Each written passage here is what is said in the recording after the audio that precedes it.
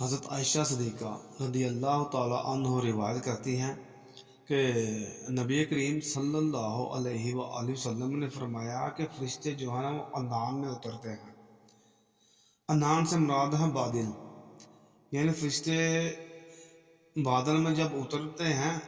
تو یہاں وہ ان کاموں کا ذکر کرتے ہیں کہ جن کا فیصلہ آسمان میں ہو چکا ہوتا ہے،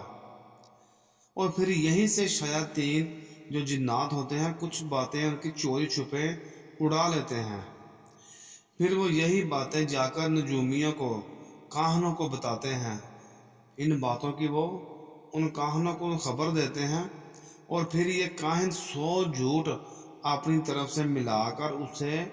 بیان کرتے ہیں۔ تو اب یہ کلیئر ہو گیا نا کہ جو نجومی ہیں یہ وہ باتیں وہ کہاں سے لیتے ہیں، آپ کو مستقبل کا حال کیسے بتاتے ہیں۔